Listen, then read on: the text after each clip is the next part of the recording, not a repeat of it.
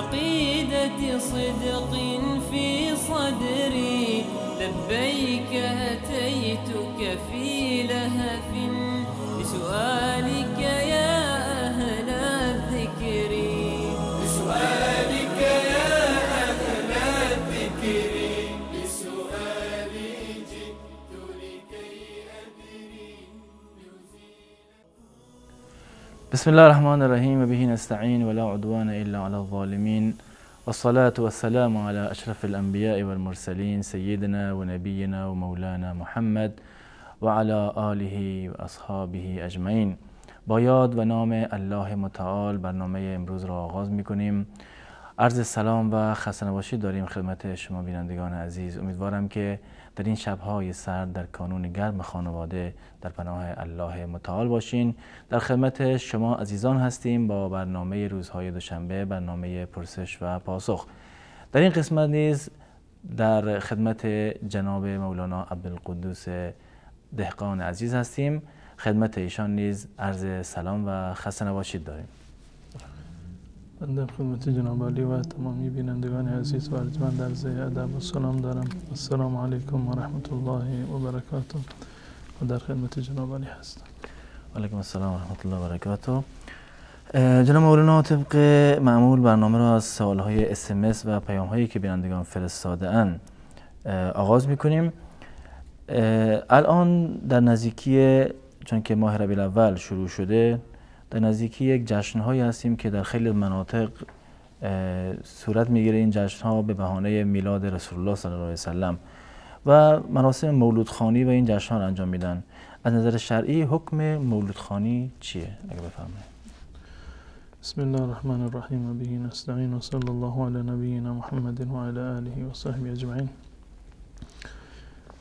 ما اهل سنت و الجماعت و تمام مسلمانان معتقد بر این هستیم که رسول الله صلی الله علیه و سلم تمام شعائری رو که برای ما شریعت اسلامی هستند و یک حکم اسلامی هستند و یک ذریعی هستند برای تقرب به بارگاه الله متعال، تمامی این موارد را به ما آموخته و تمام احکام شرعی و تمام مستحباتی که بوده رسول الله صلی الله علیه و سلم آنچه را که ذریعه و سبب تقرب ما به بارگاه الله متعال بوده خود رسول الله صلی الله علیه و سلم به ما معرفی کردند.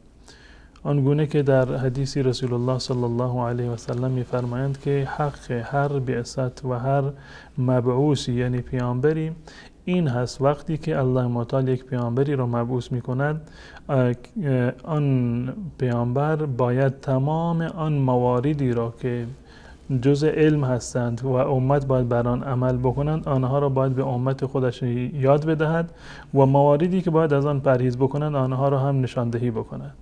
این رسالت تمامی انبیا بوده که تمام موارد دینی را، تقربات را معرفی بکنند به امتهای خودشون و مواردی را که بدعت هست، ضرر و زیان هست، خلاف دین هست و خلاف دستور الله متعال هست و باید پرهیز بکنند، این موارد را رسول الله صلی الله علیه و سلم و تمامی پیامبران به امتهای خودشون در واقع یاددهانی کردند و این موارد را کاملا بیان کردند. در شریعت اسلامی دین همان چیزی هست که در زمان رسول الله صلی الله علیه وسلم بوده. ایدها، فرایض، واجبات، ارکان اسلام، ارکان ایمان دقیقاً همون چیزهایی هست که در زمان رسول الله صلی الله علیه وسلم بوده. هیچ فردی بعد از زمان رسول الله صلی الله علیه وسلم نمیتواند یک چیزی را به عنوان یک شعیره اسلامی، به عنوان یک حکم اسلامی در دین مبین اسلام اضافه بکند. رسول الله صلی الله علیه وسلم این جمله را جز خطبه خودشون قرار داده بودند که همیشه میگفتند که کل بدعت ضلاله و کل ضلاله فی النار. هر بدعتی و هر چیزی نوآوری که شما در دین بکنید این بدعت هست و ضلالت هست و هر ضلالتی عاقبت و انجامش آتش جهنم هست. درست. و در حدیث معروف دیگری هست رسول الله صلی الله علیه وسلم میفرماید من احدث فی امرنا هذا ما لیس منه فهو رد. هر کسی که در دین ما چیزی رو اضافه بکنه که سابقه نداشته، در زمان رسول الله نبوده، جزء دین نبوده، این مردود هست. پس بنابراین هیچ کسی در هر حدی که باشد این اجازه رو ندارد که در دین در واقع یک حکمی رو اضافه بکند و یک تخربی رو و از همه بالاتر مثلا یک جشنی رو، یک عیدی رو در دین مبین اسلام اضافه بکند و این رو به عنوان یک جشن اسلامی مطرح بکند. در مورد جشن گرفتن به مناسبت ولادت رسول الله صلی الله علیه وسلم، وقتی که ما سیره رسول الله را، سیره خلفای راشدین را، تابعین را، تبع تابعین را، ائمه بزرگوار خودمان را، ائمه اربعه و فقها را و ائمه محدثین را، تمامی این بزرگواران را وقتی که ما بررسی میکنیم میبینیم که چیزی را با عنوان جشن میلاد یا عید میلاد نمیشناختند. یعنی چنین حکمی نبوده و چنین فضیلتی نبوده و چنین مراسمی در قرون مفضله اسلامی به هیچ عنوان وجود نداشته و در هیچ موردی نه رسول الله صلی الله علیه وسلم و نه اصحاب رسول الله رضی الله تعالی عنهم اجمعین ما رو به چنین چیزی دعوت نکردند و اینو جز شعائر دینی قرار ندادند و رسول الله صلی الله علیه وسلم برای فرزندان خودش و برای عزیزان خودش برای هیچ کدامشون جشن میلاد نگرفتند و به این امر نکردند چنین چیزی ما نداریم و همسران رسول الله صلی الله علیه وسلم، اهل بیت رسول الله صلی الله علیه وسلم، صحابه و تابعین و تبع تابعین، ائمه، هیچ کدام بعد از رسول الله صلی الله علیه وسلم جشن میلادی رو نگرفتند. از همه مقدمتر ابوبکر و عمر و عثمان و علی رضی الله تعالی عنهم اجمعین که پیروان رسول الله بودند، صحابه و اهل بیت رسول الله بودند و قدرت و حکومت هم در اختیارشان بود، اما هیچ کدام نه برای رسول الله و نه برای غیر رسول الله جشنی رو به عنوان جشن میلاد در واقع نگرفتند، در حالی که میدونستم که رسول الله در روز دوشنبه مثلا دنیا اومده و حتی خود رسول الله هم این کار رو انجام نداده. و برای تاریخ وفات رسول الله صلی الله علیه وسلم یا ولادت رسول الله صلی الله علیه وسلم قطعا اونها بهتر از ما میدونستن. یعنی تاریخ امروزه مثلا تاریخ‌های خیلی مختلفی هست در مورد ولادت رسول الله صلی الله علیه وسلم، نقل قول‌های. این یکی از مسائل هست که اولا ولادت رسول الله صلی الله علیه وسلم مورد اختلاف هست. درست. 4-5 قول وجود دارد که اصلا بعضی از اقوال این است اصلا در ماه ربیع الاول نبوده، گرچه معتبرترین قول اینه که در ماه ربیع الاول ایشون به دنیا آمدن. این مسئله اول. پس باید تمامی این موارد رو جشن بگیریم. ما از کجا بفهمیم که 100% و قطعا روز دوشنبه بوده؟ موارد دیگری هم هست که در کتاب‌های تاریخی نقل کردن، اون روزها رو باید انسان جشن بگیره. شاید احتمال این داشته باشه که مولد رسول الله صلی الله علیه وسلم باشد. این یک مطلبی که این مشخص نیست. مطلب دوم این است که دقیقاً در همان روزی که ولادت رسول الله صلی الله علیه وسلم هست، به اتفاق محققین وفاتشون در همون روز هست. یعنی روز دوشنبه 12 ربیع الاول که ولادتشون روز دوشنبه بوده و هم در همین 12 ربیع الاول به اتفاق شیعه و سنی در این زمینه، محققین شیعه و سنی به طور مثال شیعه اهل سنت که عموم اهل سنت بر این معتقد هستند، شیعه هم که قدیمی ترین نویسندگان شیعه مانند کلینی در کتاب الکافی ولادت و وفات رسول الله صلی الله علیه وسلم هر دو تا رو در باب مولد رسول الله صلی الله علیه وسلم 12 ربیع الاول ذکر کردن. پس بنابراین چگونه ممکن هست که ما در یک قسمت روز شادمان باشیم، جشن بگیریم، عید بگیریم به مناسبت ولادت رسول الله صلی الله علیه وسلم و در صورتی که در همین روز رسول الله صلی الله علیه وسلم از دنیا رفتن؟ پس بنابراین نه از نظر عقلی چون این چیزی ممکن هست و نه از نظر شرعی دلیلی برای این در واقع وجود دارد. بعد از رسول الله صلی الله علیه وسلم اون کسانی که بیشتر از من و شما محبت رسول الله را داشتند، قطعا محبت علی نسبت به رسول الله صلی الله علیه وسلم و دیگر اهل بیت رسول الله و صحابه بزرگوار رسول الله، اونهایی که جانهای خودشان را در کف دستشون گذاشته بودند، فدا می‌کردند برای رسول الله صلی الله علیه وسلم، قطعا اونها محبت خیلی بیشتری رو داشتن نسبت به رسول الله صلی الله علیه وسلم از ما. اما هیچ کدام از این عزیزان رسول الله صلی الله علیه وسلم برای ایشون جشن تولد در واقع نگرفتن. بدین خاطر هست که این جشن تولد و میلاد نه دلیلی در قرآن دارد و نه دلیلی در سنت رسول الله دارد و نه هم دلیلی در سنت خلفای راشدین دارد. علیکم بسنتی و سنت الخلفای الراشدین المهدیین من بعدی.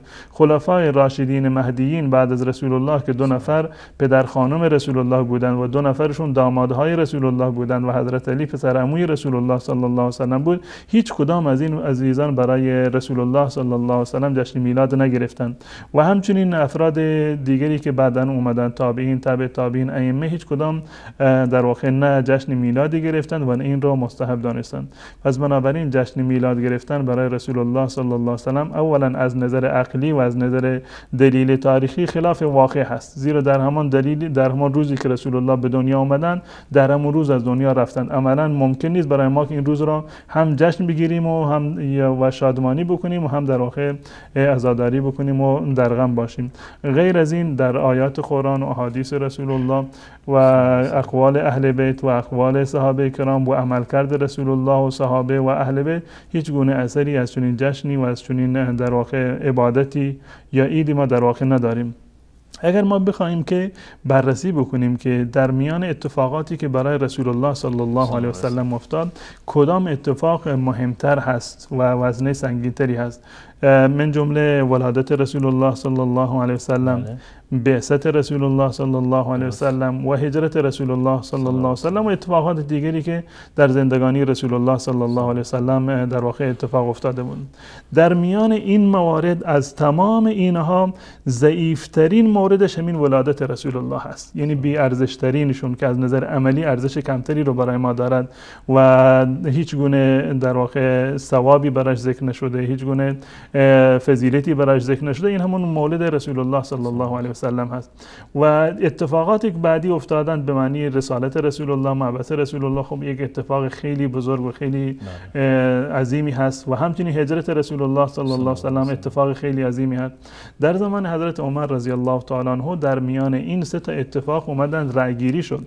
وقتی که میخواستن تاریخ اسلامی رو بنیانگذاری بکنن برخی پیشنهاد دادند که خب مولد رسول الله صلی الله علیه و سلم بشود مبدأ تاریخ اسلامی، همان گونه که مبدأ تاریخ در واقع میلادی میلاد مسیح هست. خب مسلمانان هم میتونستند که اگر واقعا ولادت مهم بود و جشن میلاد گرفتن جایز بود، خب بعد این تاریخ رو از همون روز ابتدا میکردن، روز ولادت رسول الله، که در واقع این تاریخ اسلام به جای تاریخ هجری ما داشتیم تاریخ میلادی اسلامی مثلا یا میلاد نبوی میگذاشتیم. اما ما میبینیم که هیچ کسی چنین در واقع پیشنهادی رو تایید نکرد و از همه بیشتر کسی که مخالف بود خود حضرت علی رضی الله تعالی عنه بود و همچنین بحث مبعث بود، اینم تایید نشد و نهایتاً با مشوره حضرت علی رضی الله تعالی عنه هجرت رسول الله صلی الله علیه و سلم برگزیده شد و جشن گرفتم هم در هجرت بدعت هست به عنوان و مناسبت هجرت رسول الله و هم به عنوان بعثت رسول الله جشن گرفتن و عید گرفتن بدعت هست و اصل شرعی ندارد و هم ولادت رسول الله صلی الله علیه و سلم. اما اگر میخواستیم که یک روزی رو جشن اعلام بکنیم از ولادت بعثت مقدم بود، از بعثت رسول الله هجرت ایشون در واقع مقدم بودند. اما همان گونه که عرض کردم از دیدگاه اسلامی تمامی این موارد هیچ کدام ارزش این را و این شایستگی رو ندارند که عیدی باشند برای رسول الله، برای امت رسول الله صلی الله علیه و سلم، زیرا که بعد از ایشان هیچ کسی نمیتواند که در دین در واقع یک نوع بدعتی ایجاد بکند، یک نوع جشنی رو که در زمان رسول الله صلی الله علیه و سلم نبوده در شریعت اسلامی در واقع ایجاد بکند. به هیچ عنوان جشن مولد در شریعت اسلامی وجود ندارد و تمامی این مواردی که به عنوان جشن مولد گرفته می شود اینها بدعت هستند و خلاف قرآن و حدیث و روش رسول الله و اهل بیت و صحابه و ائمه بزرگوار اهل سنت و الجماعت هستند.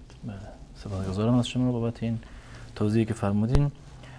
بیننده بعدی سوالشون در مورد ترتیب سوره ها در نماز است که گفتن اگر در رکعت اول سوره الم تر کیفه یا همون سوره فیل را کسی بخواند و در رکعت دوم سوره ویل لکل یا سوره همزه را بخواند، آیا سجده سهو باید به جا بیاورد یا نه؟ بنابر رأی محققین ترتیب سوره های قرآن یک ترتیب توقیفی نیست. یعنی این ترتیبی نیست که از جانب الله متعال در واقع تأیید شده باشد یا به این ترتیب قرآن در واقع نازل شده باشد. در ترتیب آیات و از رسول الله صلی الله علیه وسلم این نقل شده که هر وقتی که آیه نازل میشد رسول الله صلی الله علیه وسلم میفرمودند که این آیه را در فلان سوره و میان آیه فلان و فلان قرار بدهید. یعنی این که ترتیب آیات یک ترتیب توقیفی هست و فقط از جانب شارع از رسول الله و الله متعال در واقع تعیین شده، اما ترتیب سوره ها این گونه نیست. پس بنابراین اگر شما در ترتیب سوره ها اشکالی به وجود آمد و برخلاف ترتیب قرآن در نماز خوندید، به طور مثال در رکعت اول یک آیه رو، یک سوره رو از آخر قرآن خوندید و در رکعت دوم قبل از آن را خوندید، از نظر شرعی هیچ گونه اشکالی در نماز شما به وجود نمیاد، گرچه مراعات کردن ترتیب اولاتر و بهتر است. اما اگر کسی ترتیب را ولو این که عمدن هم مراعات نکرده باشد، نمازش درسته، هیچ گونه اشکالی در نمازش به وجود نیامده، نه سجده سهوی لازم هست و حتی کراهتی هم ندارد و اعاده نماز هم لازم نیست. بله، جزاکم الله خیر. بیننده بعدی گفتن که استفاده از ماده ناس یا همون تنباک، ناس، اینها از نظر شرعی چه حکمی دارند؟ ناس گرچه یعنی شاید ضرر و زیان چندانی رو من دقیقا نمیدونم نداشته باشد و خفیفترین مواردی باشه که به عنوان اگر در دایره مواد مخدر اینو قرار بدیم همون خفیفترین موردش هست. به هر صورت یعنی حداقل حکمی رو که بشود برای این صادر کرد همون یک نوع کراهت هست. اگر نگوییم که حرام قطعی و 100% هست با توجه به عوارض کمتری که نسبت به بقیه مواد مخدر دارد، حداقلش این است که جزء در واقع مکروهات هست و شایسته نیست که انسان چنین موادی رو در واقع استفاده بکنن. منتها اگر کسی استفاده کرد، این سوال‌های قبلا هم در این مورد داشتیم، این شکننده وضو نیست، نه ناس و نه هیچ کدام از موادی که استفاده میشن مواد مخدر و دخانیات شکننده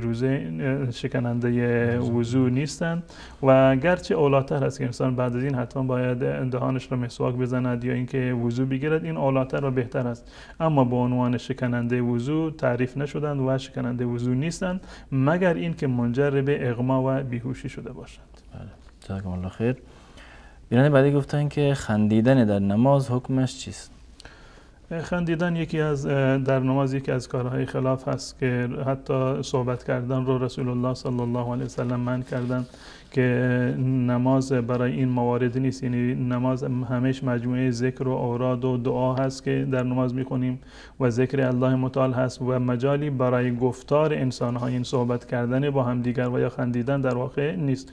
اگر کسی در نماز بخندد نمازش باطل هست، یعنی که صحبت بکند یا که بخندد در نمازش باطل هست، منتها وضو لازم نیست، تنها نماز شکسته و نماز رو بعد از سر نو شروع بکنن، اعاده بکنن و وضو گرفتن دیگری لازم نیست.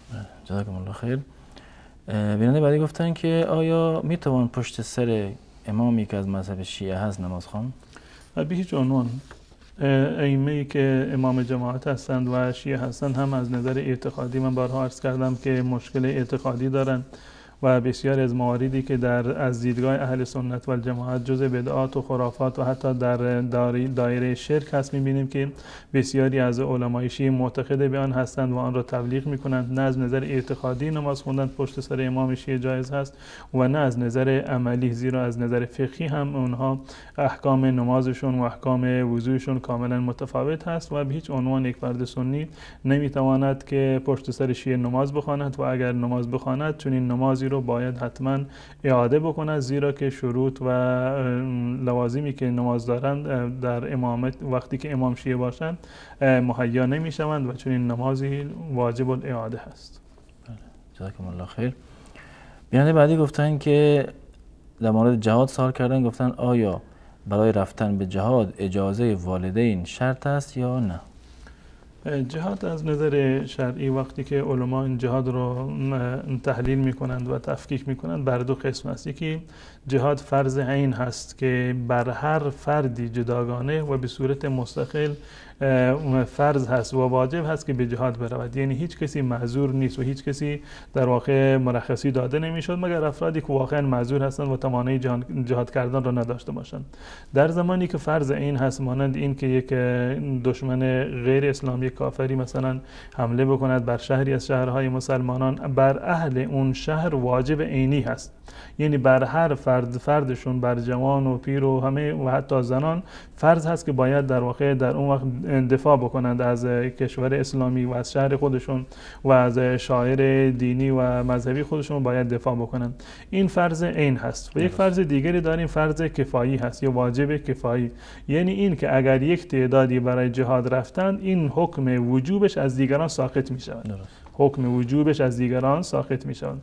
در صورتی که جهاد فرض عینی باشد در اونجا اجازه پدر و مادر لازم نیست.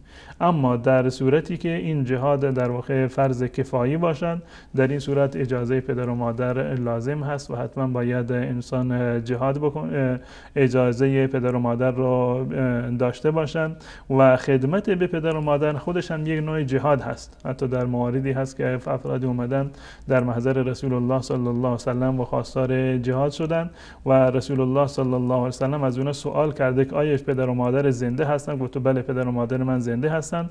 ایشان فرمودند ففیهما فجاهد، برو در خدمت گذاری به پدر و مادر جهاد بکن. اونم در واقع در حد خودش و به نوبه خودش یک نوع جهاد هست.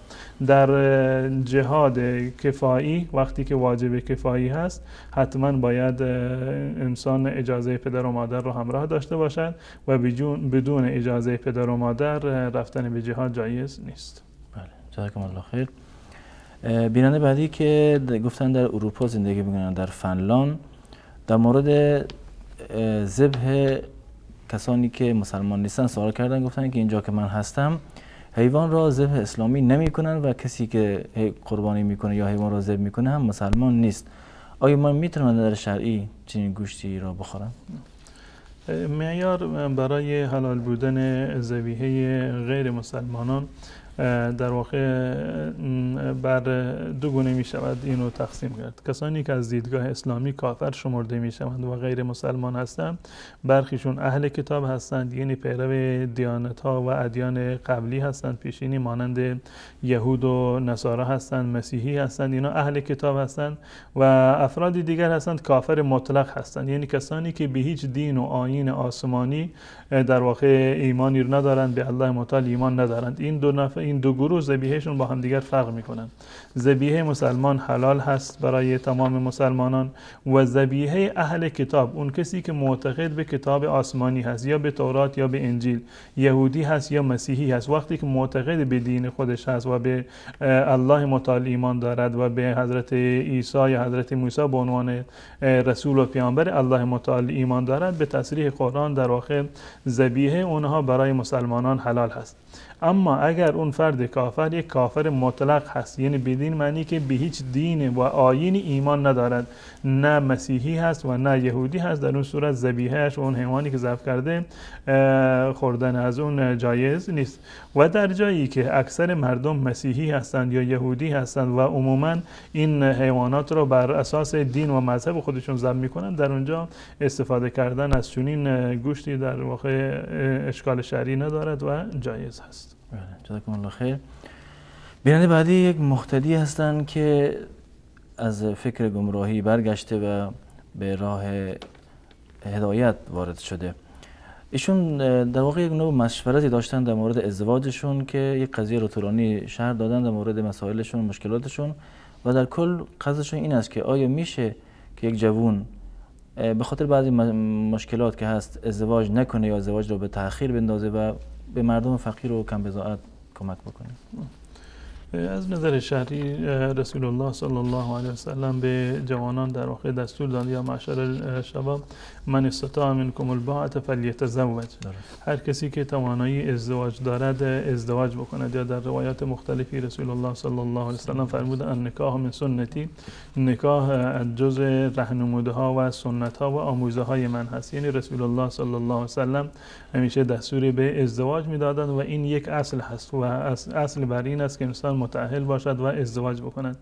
و اگر انسانی بنابر یک سری عوارضی که دارد، یک سری مشکلاتی که دارد، اگر تا یک مدتی این ازدواج رو به تأخیر بیاندازد گناهی رو مرتکب نشده. و حتی اگر کسی که نیازی به ازدواج ندارد اگر ازدواج نکند در واقع گناهی رو مرتکب نشده. اما کسانی که توانایی ازدواج دارند، از نظر جسمانی مشکل ندارند و می توانند یک خانواده رو اداره بکنند، اولاتر و بهتر هست که حتما ازدواج بکنند. ولو اینکه مثلا احساس بکنند که می توانند خودشان را کنترل بکنند از نظر شهوت، چه بسا احتمال گناه هم برایشون وجود نداشته باشه، منتها اگر ازدواج بکنند این اولاتر و بهتر هست و فضیلت زیادی هست. رسول الله صلی الله علیه و سلم فرمودند که شما ازدواج بکنید، زیرا که من به کثرت امت و تعداد آمار این امت در روز قیامت من افتخار میکنم. شما با ازدواج خودتون، با اینکه فرزندی رو به دنیا بیاورید، در واقع مجالی رو برای رسول الله صلی الله علیه و سلم فراهم کردید که بیشتر افتخار بکنند بر پیامبران گذشته و بر امتهای گذشته. من توصیه میکنم که این بینندهمون این گونه نیست که افرادی در واقع نباشند، خانواده‌ای هستند، افرادی هستند که شاید مناسب باشند و اگر شما با دوستان و عزیزان و با علمایی که در منطقه هستند مشورت بکنید، قطعا افرادی پیدا میشوند که مناسب باشند برای شما. و من قطعا میدونم که دوستانی هم هستند از اهل سنت و الجماعت که در این زمینه دست رو آسین رو بالا بزنند و انشالله یک همسر مناسب و دینداری رو برای شما انتخاب بکنند. و توصیه بنده این است که سعی بکنید و انشالله حتما زندگی مشترکی رو پایریزی بکنید، چه بسا که الله متعال به شما یک فرزند صالحی عنایت بکند که بعد از شما برای شما دعای خیری بکند و در میزان حسنات شما در روز قیامت انشالله افزوده بشود. بله، جزاکم الله خیر. قضیه فرزند صالح بود. بیننده بعدی گفتن که بدرفتاری و سوء معامله با پدر و مادر یا والدین از نظر شرعی چه حکمی دارند؟ از نظر شرعی بالاترین حق رو از میان تمام افراد پدر و مادر دارند. فردی اومد پیش رسول الله صلی الله علیه و سلم و فرد سوال کردی من احق الناس به حسن صحبتی، چه کسی مناسب تر هست، شایسته تر هست که من برای اون در واقع خوش رفتاری بکنم و در واقع حسن معاشرت و صحبتی رو داشته باشن. رسول الله صلی الله علیه و سلم ایشون رو راهنمایی کردند که مادر بیشتر از همه این حق رو دارن. یعنی اخلاق خوش رفتار خوشی رو که ما داشته باشیم در مرحله اول برای پدر و مادر هست. و چه بسا متاسفانه افرادی هستند که بیرون خانه با دوستان خودشون خیلی خوش اخلاق هستند، خیلی انسان معتدلی هستند، رفتار زیبایی رو دارن، اما هنگامی که در داخل منزل هستند و در جلوی پدر و مادر میبینیم که چه بسا گستاخی هایی از اونها سر بزنند و بی احترامی به پدر و مادر کرده باشند. به هیچ عنوان در واقع جایز نیست که انسان به پدر و مادرش بی احترامی بکند و تعبیر قرآن این است ولا تقل لهما اف ولا تنهرهما. اگر پدر و مادر شما زنده بودند، چه پیر باشند چه جوان باشند و معمولا به هر صورت عمری از شما در واقع بالاتر دارند، فلا تقل لهما اف ولا تنهرهما. اگر از یک اف گفتن، اگر اذیت و آزاری پایین تری بود، از الله متعال اون ذکر میکرد.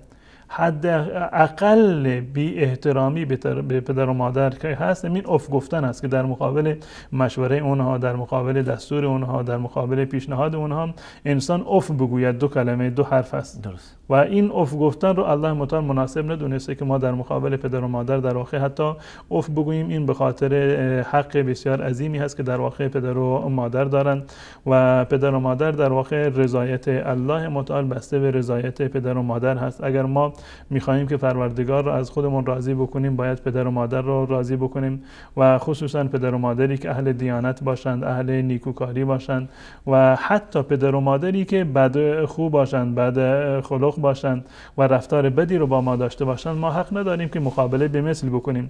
سختی های اونها رو و تندی اونها رو، اخلاق تندشون رو ما تحمل بکنیم. این بالاترین فضیلت رو برای ما خواهد داشت و در روز قیامت الله متعال به خاطر این بالاترین اجر و پاداش رو به ما میدهد. این یک نقطه جنبه معنویش است و عملا این گونه دیده شده که در جامعه این گونه هست. هر کسی که با پدر و مادر خودش چگونه برخورد بکند، فرزندانش با اون این گونه برخورد خواهند کرد. یعنی این یک نوع دینی هست و یک نوع وامی هست بر گردن فرد.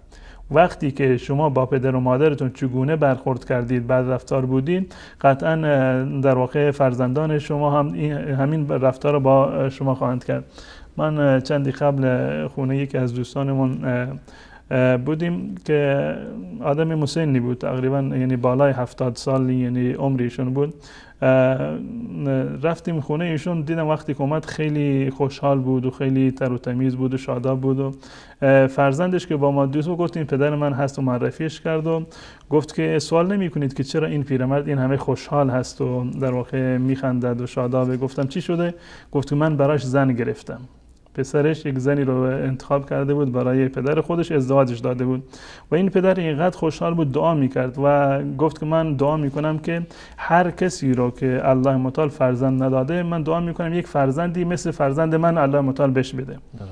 و جالب اینجا بود که گفت که من در زمانی که جوان بودم من برای پدر خودم زن گرفتم، الان فرزند من برای من زن گرفته. دقیقاً همون کاری رو، خدمتگزاری رو که من برای پدرم انجام دادم، همون خدمت رو و همون عمل رو الان فرزند من برای من هم اینو در واقع انجام داده. و قطعاً این در واقع یک نوع در واقع وامی هست و قرضی هست که انسان هر گونه که با پدر و مادرش رفتار بکند مطمئن باشد که قبل از آخرت و قبل از مجازات اخروی در دنیا هم فرزندانش این رفتار رو با اون خواهند کرد. پس بنابر آیات و روایاتی که در این زمینه وجود دارند، بالاترین و مستحق‌ترین افراد به خوش رفتاری شما و خوش اخلاقی شما پدر و مادر شما هستند، خویشاوندان شما هستند و اگر صله رحمی ممکن هست آغازش و سررشتش همین پدر و مادر هستند. به هیچ عنوان و تحت هیچ شرایطی بدرفتاری به پدر و مادر جایز نیست، ولو این که پدر و مادر انسان‌های بد اخلاقی باشند. از این فراتر حتی اگر پدر و مادر انسان‌های کافر و بیدینی هم که باشند، شما باید احترام اونها را در حد انسانیت و در واقع حتما باید داشته باشی و بی‌حرمتی حتی به پدر و مادر کافر هم در واقع جایز نیست.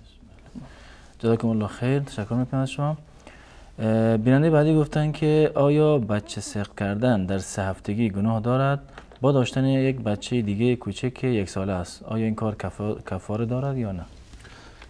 اصل بر این است که وقتی که الله متعال در واقع فرزندی رو به کسی عنایت کرده، این رو در واقع سقط نکنن.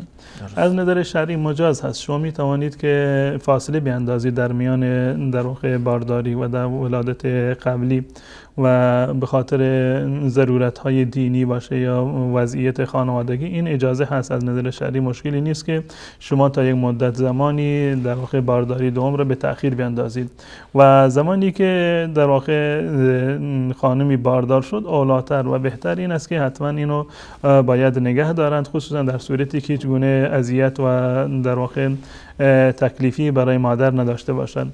اما اگر خواستند که سقط بکنند یا تصمیم بر سقط داشتند، این در قبل از 4 ماهگی حکمش متفاوت هست با بعد از 4 ماهگی. یعنی قبل از 4 ماه که هنوز روحی در این کالبد و در این جنین دمیده نشده، این به هیچ عنوان به عنوان قتل محسوب نمی شود، نه کفاری هم ندارد. حتی بسیار از علما معتقد بر این هستند که گناهی هم در این زمینه نیست. انسان گناهکار هم نمی شود. اما اولاتر و بهتر این است که سقط جنین نکنند و این مولودی را و جنینی را که الله متعال به اونها عنایت کرده انشالله این به ثمر برسد و به دنیا بیاد، چه بسا که این مایه خیر و برکتی برای پدر و مادر خودش باشد انشالله. جزاکم الله خیر. بیننده بعدی گفتن که کندن موی ابرو آیا حرام است یا نه؟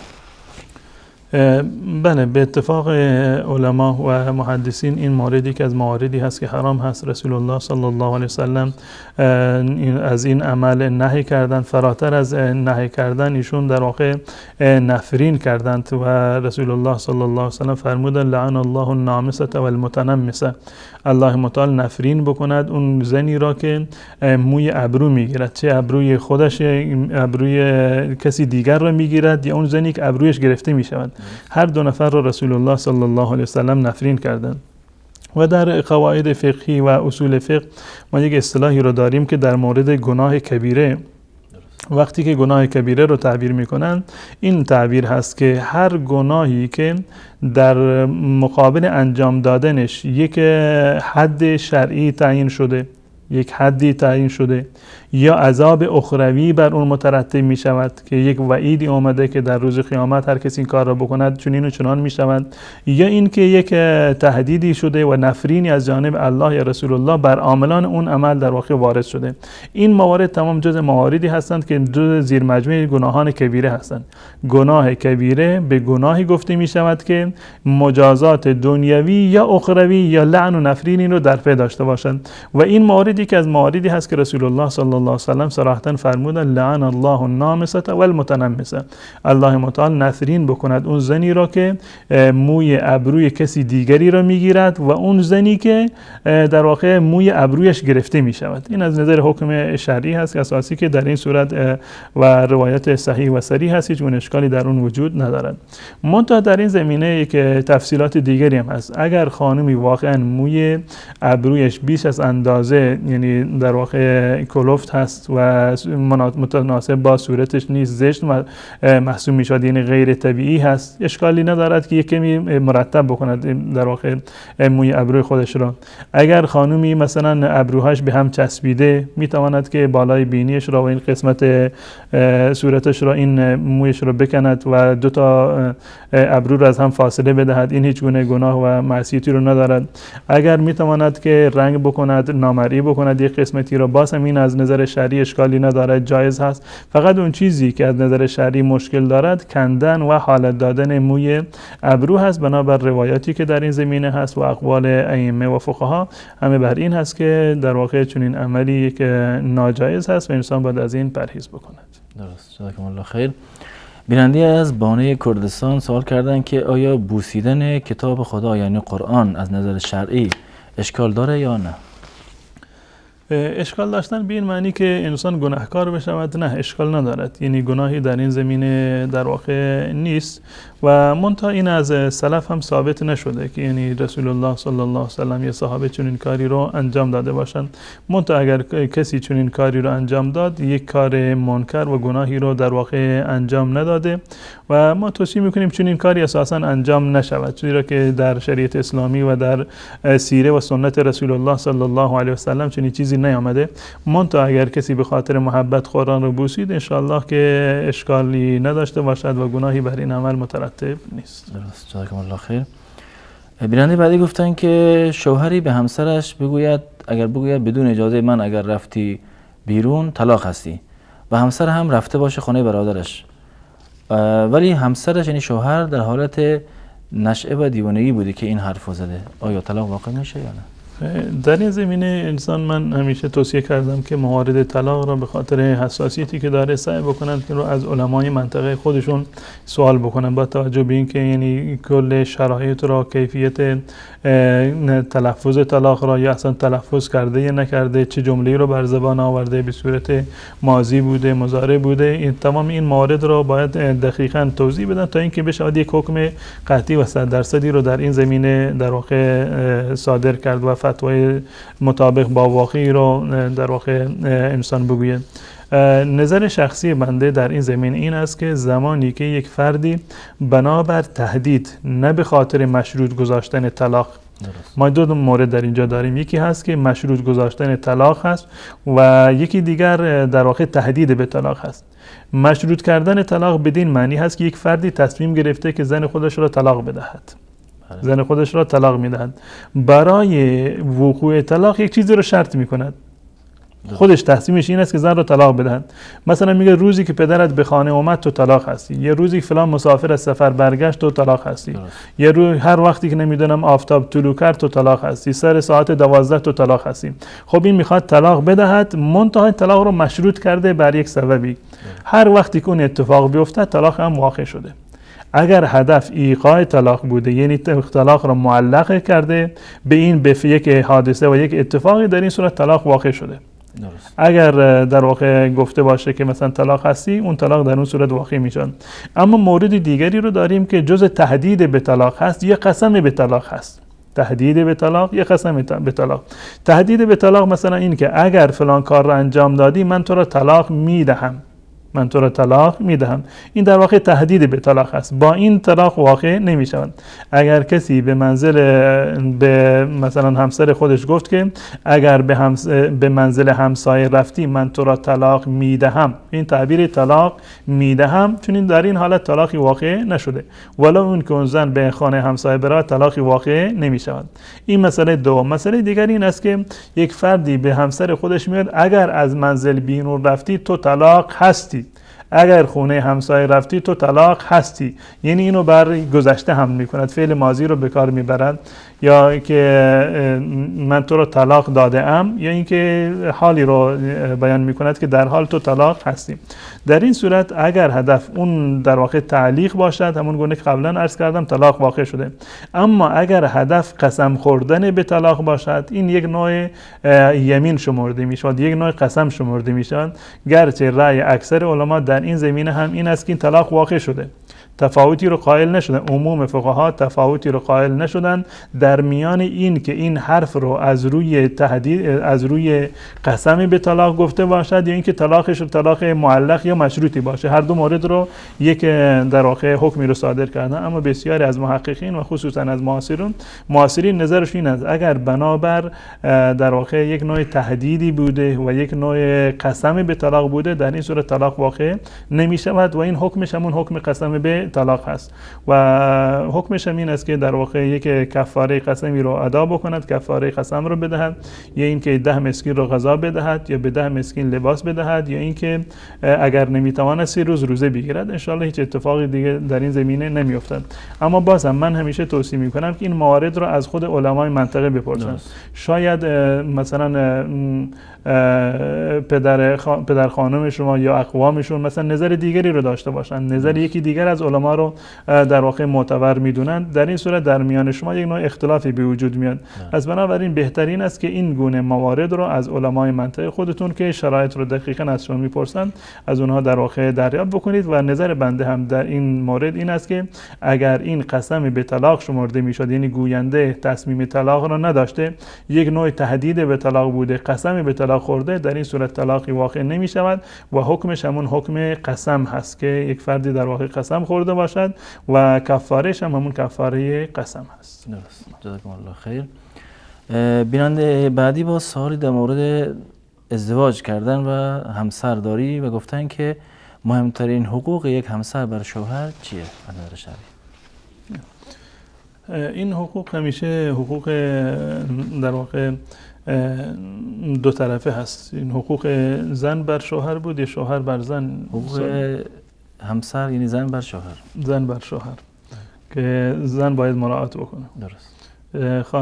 خواهرها همیشه این در واقع گلایه رو دارند که همیشه شما حقوق شوهر رو بیان میکنید. شما بس لطف کنید دو طرفه، یعنی هر دو تا رو بیان بکنید. از نظر شرعی این حقوق کاملا حقوق در واقع متقابلی هستند. درست. و این گونه نیست که زن بر شوهر حق داشته باشد یا اینکه شوهر تنها بر زن حق داشته باشد. نه، همون گونه که زن حق دارد بر شوهر، شوهرم بر در واقع همسرش این حق رو دارد. درست. حقی که یک زن دارد بر شوهر خودش این است که شوهر باید زندگی رو در واقع برش مهیا بکند. و یک مسکن مناسبی رو برایش تهیه بکند و وظیفه‌ای رو بر دوش گرفته و مخارج اون خونه رو باید تأمین بکند. این از نظر مسکن، از نظر تغذیه و مواد غذایی و باید تغذیه بکند و هم از نظر در واقع غرایز جنسی. یکی از حقوق زن این هست که در واقع زنش رو باید تأمین بکند. شوهر باید زن رو تأمین بکند و زن باید در واقع شوهرش را تمکین بکند. اینها اساسی ترین حقوقی هست که یک زن در واقع بر مرد دارد و یک نوع حقوق دیگری هستند که حقوق عاطفی و احساسی هستند که اونها جای خودش را دارند و حقوقی که شوهر بر زن دارد که این است که یک از این موارد این است که حفظ مال و آبرویش را بکند، یعنی هم مال شوهر را حفظ و نگهداری بکند و هم اینکه حیثیت و آبروی در واقع شوهر را مد نظر قرار داده باشد. کاری که میخواد انجام بدهد حداقل، من نمیگم که با اجازه و حداقل با مشوره مثلا شوهر خودش انجام بدهد. اینا امور در واقع مشترکی هست و حقوق مشترکی هست که هرچند که بیشتر این موارد رو حتی در یعنی وارد مسائل مستحب هم که بشیم، هر اندازه که بیشتر این دایره استحباب گسترده تر باشد، الفت و محبت در واقع بیشتر میشود. به تعبیر دیگر هرچند که شوهر بیشتر زنجلیل باشد، دیگه زندگیشون انشالله که سعادت و خوشبختی بیشتری رو باید میتونن تجربه بکنن. از شوخی گذشته، یعنی هر اندازه که زن و شوهر اختلافات رو کنار بگذارند و بتوانند همدیگر رو بیشتر تحمل بکنند، گذشت داشته باشند، عفو بکنند و بسیار از چیزها رو نادیده بگیرند، به هر میزانی که بیشتر همدیگر رو تحمل بکنند، انشالله محبتشون و سازگاری که در میان اونها به وجود میاد انشالله و سعادتشون بیشتر خواهد شد. انشالله. تشکر میکنم از شما. در اینجا با هم بینندگان عزیز یک میان برنامه میبینیم، دوباره باز خواهیم گشت، در خدمت شما خواهیم بود.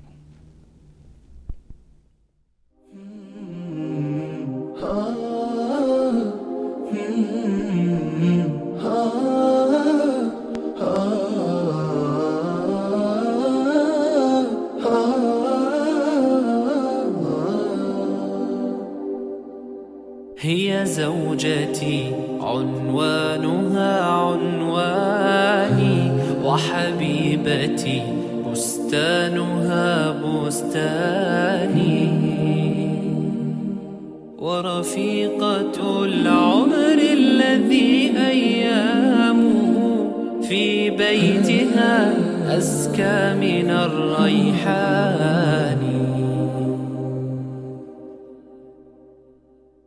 هي زوجتي عنوانها عنواني وحبيبتي بستانها بستاني ورفيقة العمر الذي أيامه في بيتها أزكى من الريحان. هي أم أبنائي وروضة مهجتي وشريكتي في الفرح والأحزان. هي من إذا مل الفؤاد رأيتها زهرا جديدا يانع الألوان. وإذا اشتكيت من الصعاب وجدتها سهلا مريحا لين الأركان. وإذا أتيت من الظهيرة متعبا كانت كأنفاس النسيم الحاني.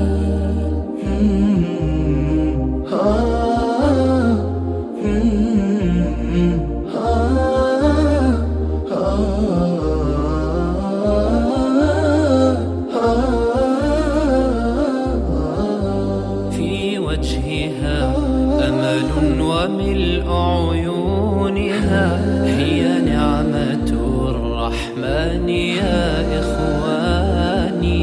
نمشي على درب السلام وفي يدي يدها فتشعرني بكل أماني. في وجهها أمل وملء عيونها هي نعمة الرحمن يا إخواني. أمشي على درب السلام وفي يدي يدها فتشعرني بكل أماني. هي أم أبنائي وروضة مهجتي وشريكتي في الفرح والأحزان. هي من إذا مل الفؤاد رأيتها زهرا جديدا يانع الألوان. وإذا اشتكيت من الصعاب وجدتها سهلا مريحا لين الأركان. وإذا أتيت من الظهيرة متعبا كانت كأنفاس النسيم الحاني.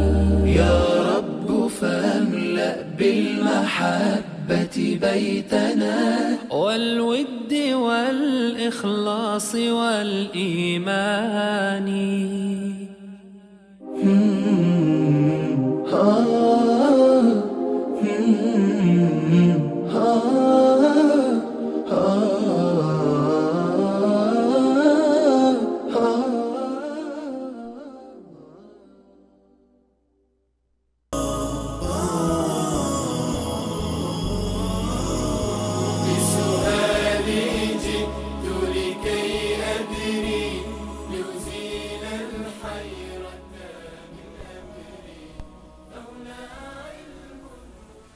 عرض سلام و خسته نباشید مجدد دارم خدمت بینندگان عزیز.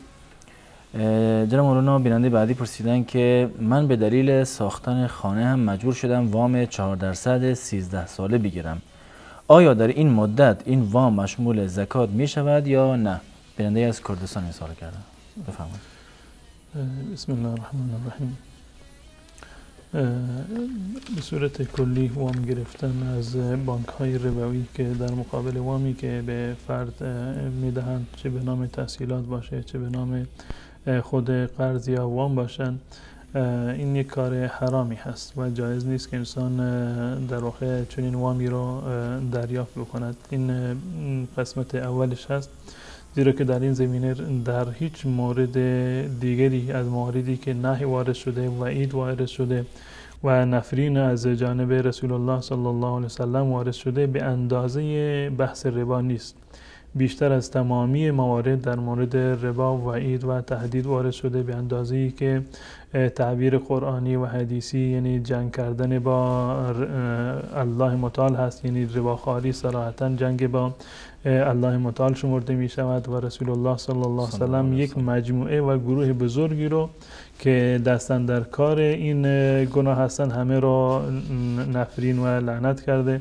لعن الله آکل الربا و موکله و کاتبه و شاهدیه و کاتبه. الله متعال نفرین بکند اون کسی را که ربا میخورد، کسی را که ربا میدهد، کسی را که ربا را ثبت می کند و کسانی که شاهد ربا هستند. تمامی این مورد را رسول الله صلی الله علیه وسلم در واقع نفرین کردند و این دلالت بر عظمت و بزرگی این گناه و معصیت است. خود این قرض گرفتن از بانک‌های ربوی که در مقابل ربایی رو شما پرداخت می‌کنی، این یک گناه و معصیت خیلی بزرگی هست. اما وقتی که این قرض رو دریافت کردید شما که مثلا باز پرداختش فرض کنیم که 10 ساله هست یا کمتر یا بیشتر، این رو شما گرفتید و مصرف کردید، این وامی رو که شما گرفتید مصرف کردید و ملک شما نیست، ملک شما نیست و زکاتی بر شما هم لازم نیست. این از دو صورت خالی نیست. یا این که شما هر مبلغی رو که گرفتید، الان اون که گرفتید یک گناهی بوده، اون یک مسئله کاملا جداگانه هست. بعد از این که این مبلغ را گرفتید و تصاحب کردید به عنوان یک قرض، از دو حال خالی نیست. یکی این که شما اون رو مصرف کردید در منزلتون، اون گونه که گفتید، یا خونه ساختید یا موارد دیگر، این مصرف کردید، پس بنابراین هیچ گونه زکاتی بر شما لازم نیست، زیرا که این مال نزد شما باقی نمانده که شرایط زکات بر اون قانون در واقع کامل بشود. قبل از اینکه 1 سال برای مالی که شما تحویل گرفتید بگذرد، شما این مال رو مصرف کردید، خونه خریدید یا ماشین خریدید یا به هر صورتی که مصرف کردید، پس بنابراین زکاتی لازم نیست. صورت دیگر این که بالفرض شما این وام را گرفته باشید در حساب شما باقی بماند، در حساب شما باقی بماند، این وام را شما باید پرداخت بکنید. یعنی اساساً بازم بر سر شما زکاتی واجب نیست، زیرا به اندازه همین سرمایه‌ای که شما دارید شما مقروض هستید. به اندازه همین سرمایه‌ای که شما فعلا دارید، اینو اساساً قرض گرفتید، مال کسی دیگری هست، ولی این که الان در ملکیت شما هست به اندازه همین سرمایه‌ای که الان شما دارید به همین اندازه مقروض هستید. و کسی هم که شرایطش این گونه باشد، یعنی تمام قرضهایی که دارد اگر اون حساب بکنن به اندازه سرمایه‌ای که هست دارد، پس بنابراین در این صورت برایشون هم زکاتی لازم نمیشد. در هر دو صورت زکاتی بر شما لازم نیست، اما خود این عملی که شما انجام دادید یک عمل حرام و ناجایزی هست. جزاکم الله خیر. خواهری از زاهدان گفتن که بعضی وقتها چون که روزها وقت نمی کنم خونه رو جارو بکنم، مجبور میشم که شبها خانه رو جارو بکنم، اما پدرم نمیذاره و میگه گناهه. آیا واقعا نظر شرعی این کار گناهه؟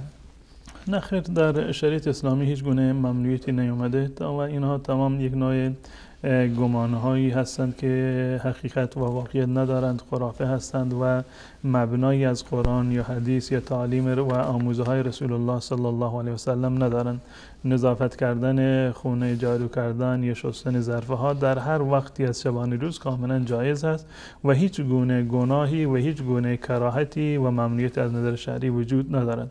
همون گونه که در روز برای شما جایز هست که خونه را جارو بکنید، در هنگام مغرب هم جایز هست، بعد از مغرب، در پاسی از شب، در تمام اوقات شبانه روز کاملا و 100% جایز هست و هیچ گونه گناه و کراهیت و ممنوعیت شرعی را ندارد.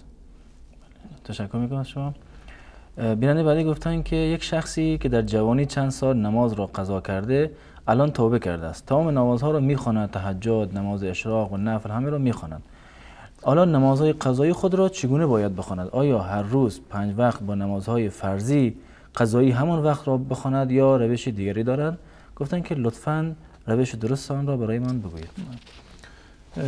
از نظر واقعیت اگر نگاه بکنیم، ما تبریک میگیم به این برادر خودمون و این گونه که گفتن توبه کردن، واقعا الله تعالی توبهشون رو قبول بکنه و آثار توبه هم ظاهر هست و آثار قبولیتش که ایشون پایبند نماز تهجد و بقیه نمازهای سنت و نفلی هستند، این نشانه خوبی هست و انشاءالله که الله متعال توبه این برادر عزیزمون رو الله متعال بپذیرد.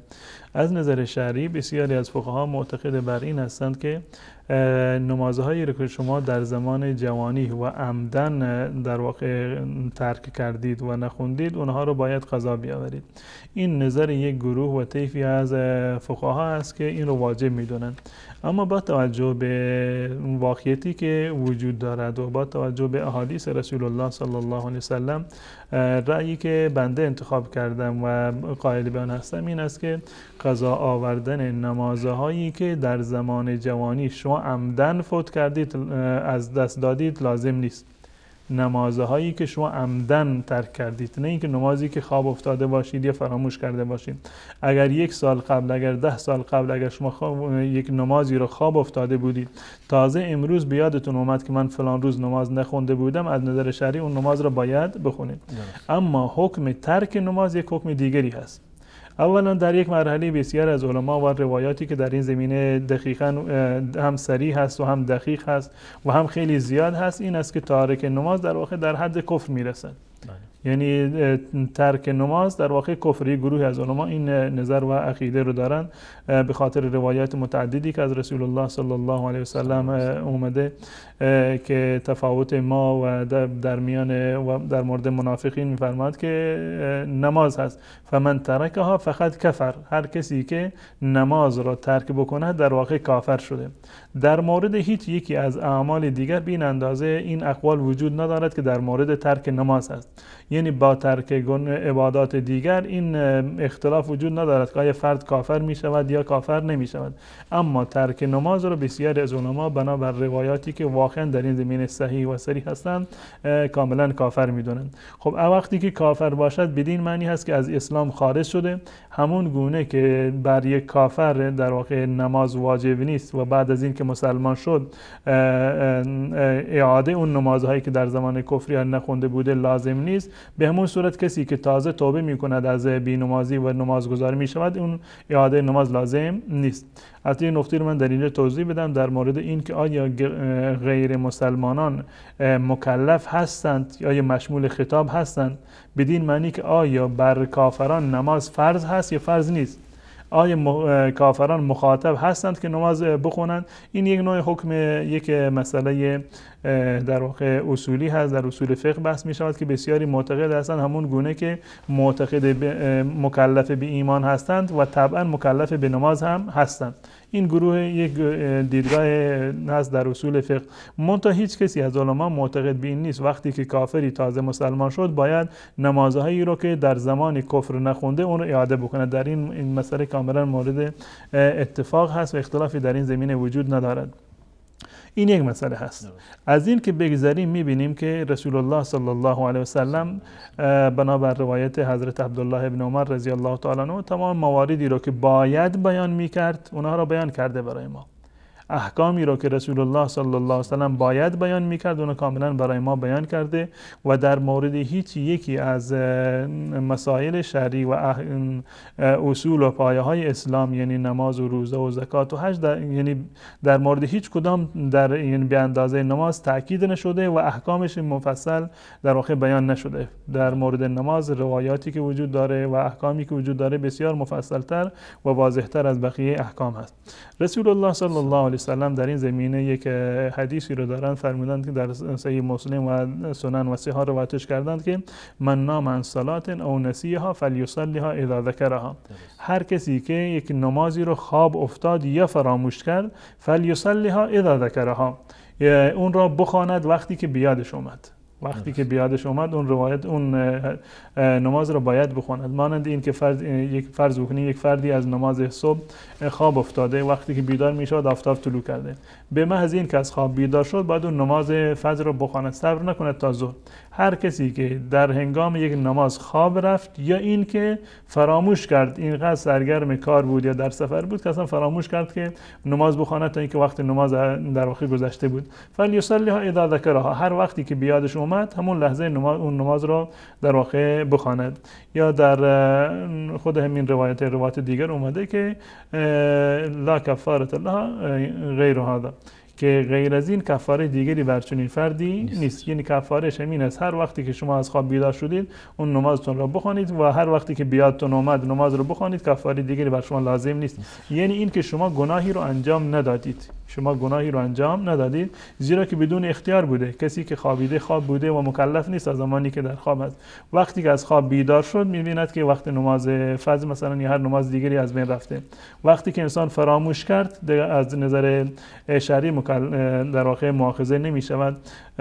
رسول الله صلی الله علیه و سلم در این زمینه فرمودند که الله متعال امت ما را مؤاخذه نمی‌کند از مواردی که نسیاناً اون انجام دادند یا اینکه مثلا فراموش کردند که در واقع یا به جبر کاری رو انجام داده. اینا جز مواردی هست که الله متعال مؤاخذه نمی‌کند. اگر انسانی خواب افتاد از وقت نمازی، اینکه اصلا فراموش کرد و یا اینکه به فراموشی کاری رو انجام داد یا به فراموشی یک حکم شرعی رو انجام نداد، در این صورت گناهی بر چنین فردی مترتب نمی‌شود. حکمش این است که چنین انسانی باید نماز رو دوباره در واقع بخواند. درست. در این روایت و روایت شبیه به این نمی‌بینیم که رسول الله صلی الله علیه و سلم حکم تارک نماز رو هم اضافه کرده.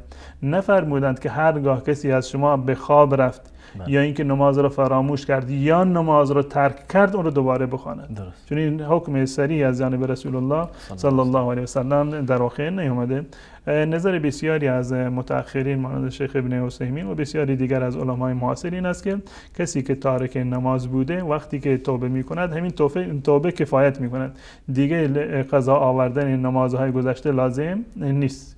لازم نیست بر چنین فردی که تمام نمازهای عمر گذشته خودش رو دوباره بخواند. همین که ایشون نماز تهجد میخونن، نماز نفل میخونن، نماز سنت میخونن، همین در واقع کفایت میکند و حکم دیگری بر ایشان لازم نیست. گرچه ما توصیه میکنیم این برادرمون که صراحتا فرمودند که نماز تهجد و نماز اشراق و بقیه نمازها رو میخونن و اگر کسانی هم که نمیخونند یعنی توبه کردند الان دارن پایبند نماز هستند، سعی بکنند که بیشتر به نمازهای نفل و نمازهای سنت اهمیت قائل باشند، زیرا که حداقل به یک صورتی جبران میشود گذشتهشون، یا حداقلش این است که با توجه به این نمازهای نفلی که ما میخونیم، نمازهای سنتی که ما میخونیم، اینها مکمل نمازهای فرض ما هستند. اگر کسی قبلا اصلا نماز نخوانده باشد و الان هم وقتی که نماز میخواند نمازش کامل نیست و در کنار این نماز نفل و در واقع سنتی رو ندارد، یعنی اینکه این نمازهای گذشتهش که از بین رفته و این نمازهای فعلیش هم به صورت ناقص در واقع باقی میموند، زیرا که هیچ کسی به اون گونه که شاید و باید و اون گونه که حق نماز هست نمیتواند که نماز رو در واقع ادا بکنند. میبینیم که حواس ما در نماز پرت میشود، حضور قلب آنچنانی نداریم، یا سر وقت نمیخونیم، یا اینکه از نظر آداب و سنن و در واقع آداب نماز رو یک مسائلی رو ما ترک میکنیم. به این خاطر وقتی که نماز نفل یا سنتی رو میخونیم این مکمل نمازهای در واقع فرض ما خواهد بود. همین که ایشون توبه کردن برایشون کفایت میکند و برایشون لازم نیست که نمازهای دوران گذشته و جوانی رو که تارک الصلات بودن لازم نیست که اونها را دوباره قضایی بیاورد. بله، تشکر میکنم از شما. بیننده بعدی در مورد یک از آدابی که انجام میدن سوال کردن، گفتن که من وقتی که غذا میخورم زمانی که غذا رو تمام کردم میگویم برود به روح 24 پیامبر و به همه مردا. آیا این کار، این گفته خوبه یا نه؟ نه، چون چیزی در واقع اصل شرعی ندارد. غذا رو شما خوردید و شما مصرف کردید و یعنی معنیش چی است که برود به روح مردگان یا برود به در واقع نمیدونم پیامبران گذشته؟ از نظر شرعی ایصال ثواب برای رسول الله صلی الله علیه و سلم و برای بقیه پیامبران درست نیست. ایصال ثواب برای رسول الله و برای دیگر پیامبران درست نیست، گرچه در اینجا موردی برای ایصال ثواب در واقع نیست. از نظر شرعی ایشون باید الحمدلله بگویند، یعنی الله متعال شادمان می شود از این که یک فردی وقتی که غذایی رو میخورد یا یک در واقع شربتی رو میخورد الله متعال را سپاسگزاری بکند. همین که شما بگید الحمدلله برای شما کفایت میکند. دعای غذا در این اندازه الحمدلله الذی اطعمنا و سقانا و جعلنا من المسلمین، یا به صورت مختصر بگید الحمدلله، این در واقع کفایت میکند. ایصال ثوابی در واقع لازم نیست. و جنبه دیگرش این است که اساساً برای پیامبران ایصال ثواب کردن لازم نیست. ما در طول تاریخ در زمان اصحاب رسول الله صلی الله علیه و سلم نمیبینیم که یکی از اصحاب اومده باشند برای رسول الله صلی الله علیه و سلم ایصال ثواب کرده باشند. مثلا اینکه قرآن خونده باشند که ثوابش برود به روح پیامبر، یا روزه بگیرند که ثوابش برود به روح پیامبر، یا اینکه گوسفندی رو ذبح بکنند که ثوابش برسد به پیامبر ما و پیامبران دیگر. چون چیزی وجود ندارد، بلکه از نظر اصلی تمام نمازهایی که ما میخونیم، تمام عباداتی که ما انجام میدیم، تمام کارهای نیک ما یک قسمتی از ثوابش یعنی ناگفته میرود به رسول الله صلی الله علیه و سلم میرسد. بله، الدال علی الخیر کفاعله، یعنی اون کسی که فردی رو معرفی میکند، راه رو بهش نشان میدهد که توسط اون فرد یک فرد دیگری مسلمان میشود. این فرد مسلمان هرچند نماز بخواند، قرائت قرآن بکند یا عبادت دیگری رو انجام بدهد، یک بخشی از ثواب بدون از اینکه از ثواب خودش کاسته بشود، یک بخشی، یک ثوابی میرود برای اون کسی که در واقع عامل بوده و سبب بوده و این فرد رو در واقع راهنمایی کرده. بدون اینکه شما ایصال ثواب بکنید، یک بخشی از ثواب بدون اینکه از ثواب نماز شما، روزه شما، بقیه عبادات شما کاسته بشود، یک بخشی از ثواب اعمال خیر من شما به پیامبر و پیامبران قبلی در واقع میرسد. و از بنابراین ایصال ثواب کردن به پیامبران از نظر عملی و از نظر شرعی کار اشتباهی هست و دلالت بر در واقع عدم آشنایی با این حکم شرعی دارد. ایصال ثواب کردن بدون گونه که شما در سوالتون اومده بود کار خلاف شرعی هست و عملا هم هیچ گونه فایده‌ای برای شما ندارد. همین که شما بعد از غذا خوردن الله متعال را سپاس بکنید و شکرگزاری بکنید، این برای شما کفایت میکند. بله، تشکر میکنم شما. بیننده از شهر مشهد سوال کردن، گفتن که پسری دارم که 6 تا انگشت داره گفتن اگر ببرمش دکتر که انگشت اضافه را قطع کنه آیا گناه داره یا نه؟ نه، از نظر شرعی جایز هست. اگر واقعا یک فردی رو در جسم و بدنش یک مورد اضافی باشد، این بیچ عنوان با عنوان تغییر خلقه الله متعال شمرده نمی شود. هرچی مواردی که در بدن هستند و یک نوع نقص یا یک نوع عیب یا خلاف فطرت شمرده می شوند، از نظر شرعی جایز هست. انسان می تواند که به طبیب و پزشک مراجعه بکند و اون رو در واقع معالجه بکند. و این مورد که انگشت اضافی دارند یکی از این موارد هست. به هیچ عنوان گناه نیست و کاملا جایز هست که به پزشک مراجعه بکنند و انگشت اضافی رو یا لخت گوشت اضافی باشه اونو در واقع از بدن جدا بکنند. گناه و معصیتی ندارد. درست، جزاکم الله خیر.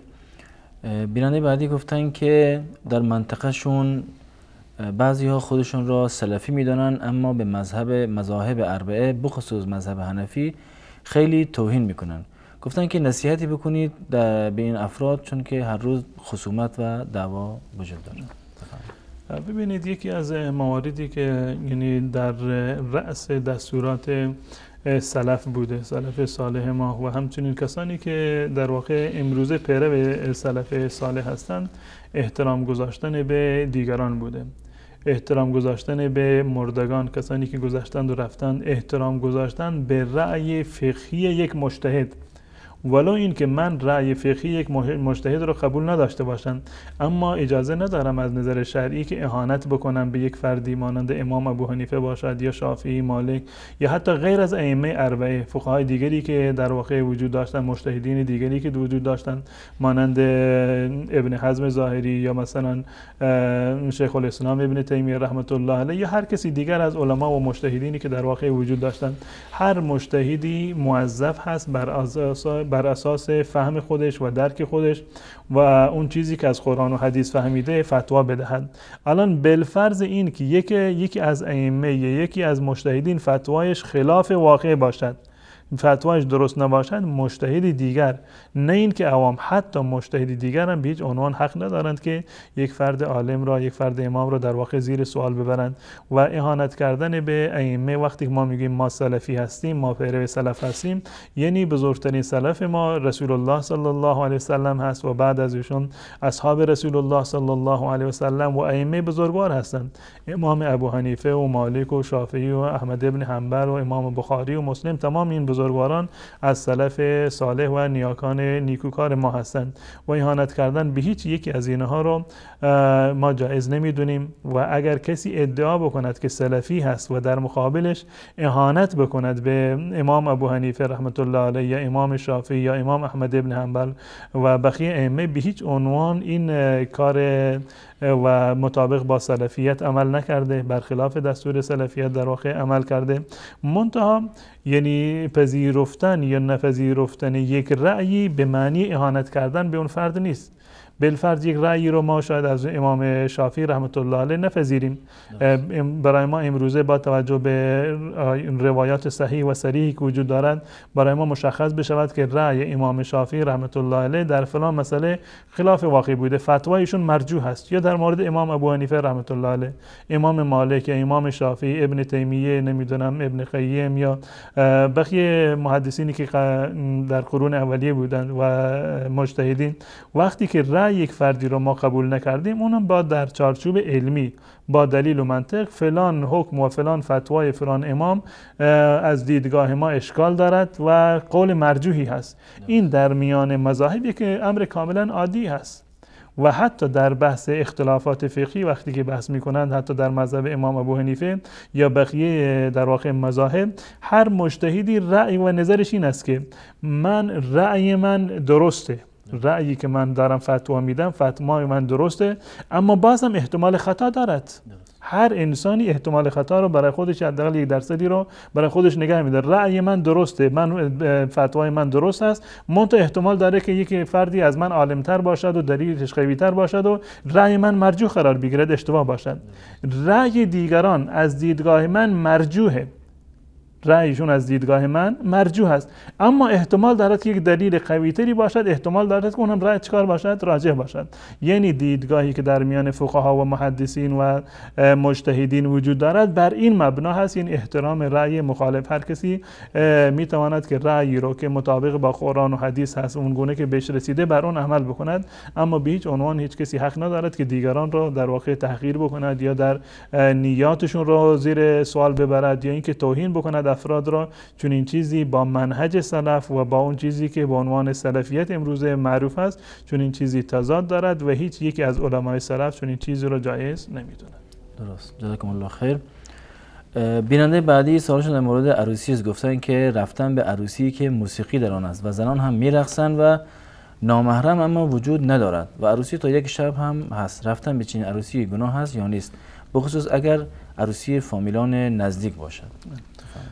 اساساً یعنی در مجالسی که موسیقی باشد یا میشون گفتن که موارد دیگری نیست، موسیقی بودن یا رقص یا مثلا که نامحرم که گفتن وجود ندارد، به صورت کلی در مجالسی که در اونها گناهی انجام میگیرد، معصیتی انجام میگیرد، امثال موسیقی هست یا رقص هایی که در واقع تحریک کننده هست، چه برسه برای خود زنان شاید تحریک کننده باشه، چه برسه به مردان و افراد نامحرم، چرا بسیاری از رقص ها هستند که حتی برای خود زنها هم در واقع تحریک کننده هست و مجاز نیست و از نظر شرعی جایز نیست. حضور در چنین مجالس از نظر شرعی اشکال دارد. به هیچ عنوان ما نباید در چنین مجالس شرکت بکنیم. ایمان ما و سالم بودن دین ما و شریعت ما اولاتر و بهتر از این هست که ما بخوایم که دل یک کسی رو در واقع با انجام یک معصیت اون رو دلش رو کسب بکنیم. مشارکت در چنین جشن‌ها و در چنین عروسی هایی که موسیقی هست و صدای ترانه و موسیقی هست جایز نیست و خصوصا برای کسانی که در واقع اونها الگوی مردم هستند. وقتی که در یک جایی بروند دیگران از اونها الگو میگیرند، دلیلی برای جواز مشارکت در چنین محفل‌های قرار میدهند، به هیچ عنوان نباید مشارکت بکنند و اینو صراحتا اعلام بکنند، ولی اینکه از خویشاوندان نزدیکشون باشند بگن من به دین خودم، به اعتقادات خودم، به دستورات خدا و رسول الله صلی الله علیه و سلم من احترام قائل هستم، چون که فلان منکر وجود دارد، فلان کار خلاف شرع در مجلس شما وجود دارد، من بدین خاطر نمیام، وگرنه دوست داشتم که من نمیام. حداقل مشروط بکن زمانی که من اومدم این بساط جمع بشود. اگر واقعا اون خویشاوند شما برای شما اهمیتی قائل هست، برای دین شما و برای دیانت شما اهمیتی قائل است، حداقل تا زمانی که شما در اونجا هستید در واقع این منکر رو انجام نمیدن. اگر واقعا بالفرض این اگر ناراض هم بشن، مطمئن باشید که این نارضایتی بهتر از رضایتی هست که شما در واقع در مقابلش الله متعال رو ناراض بکنید. اگر شما به خاطر الله متعال یک انسانی رو ناراض بکنید، مطمئن باشید که اون انسان از شما راضی خواهد شد. حداقلش این است که در قلب اون شما یک ابهت و عظمتی رو حاصل میکنید. فلانی اینقدر پایبند دین است که در واقع حاضر نیست که در مجالس لهو و لعب یا گناه در واقع مشارکت بکند. اما اگر شما به خاطر یک فردی الله را ناراض کردید، مطمئن باشید که یک روزی همین فرد به دلیلی دیگر از شما ناراض می شود، هم الله متعال از شما ناراض شده و هم رضایت این فرد را هم شما در واقع نتوانستید که برای همیشه نگه دارید. ما توصیه نمی کنیم که در مجالسی که در واقع موسیقی هست شما در آن شرکت بکنید و صراحتا این مطلب را بیان بکنید که بدین خاطر من معذور هستم و نمی توانم که در مجلس شما شرکت بکنم، ولو اینکه جزء بستگان و خویشاوندان نزدیک باشد. جزاکم الله خیر. بیننده بعدی گفتن من حضرت ابوبکر را به قدری دوست دارم که با شنیدن نام مبارکش اشک از چشمم جاری میشه.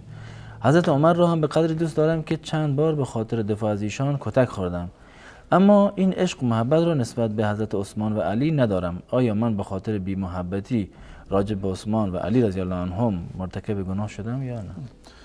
ببینید این محبت یک امر باطنی هست و یک امر قلبی هست. ما محبت با تمام مؤمنان را گذشته از این که یعنی حضرت ابوبکر و عمر و عثمان و علی یا اصحاب رسول الله صلی الله علیه و سلم باشه، یک محبت ایمانی هست که قطعا ایشون محبت دارند. این محبت ایمانی به خاطر اینکه اصحاب پیامبر بودند، به خاطر اینکه یار و مددگار رسول الله صلی الله علیه و سلم بودند و پیشگامان ما در این مسیر هستند و مسلمانان نخستین و پیشگام هستند. هر مسلمانی با اصحاب رسول الله صلی الله علیه و سلم محبت دارد و این همون محبت ایمانی و در واقع نشأت گرفته از ایمان و باور هر یک فرد مسلمان هست که یک محبتی را با تمام اصحاب رسول الله صلی الله علیه و سلم دارند.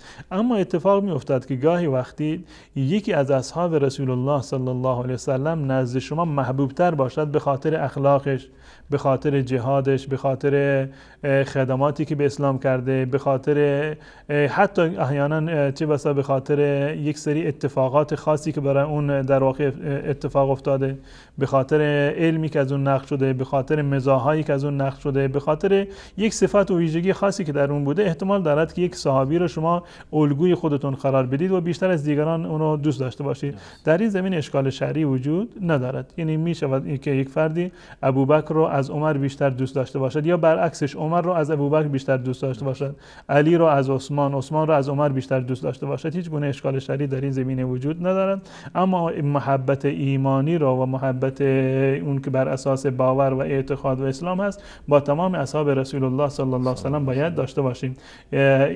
این که محبت کم باشد مشکل نیست، اما این که بغض و عداوت باشد این از نظر شرعی در واقع مشکل دارد و گناه و معصیت شمرده میشد.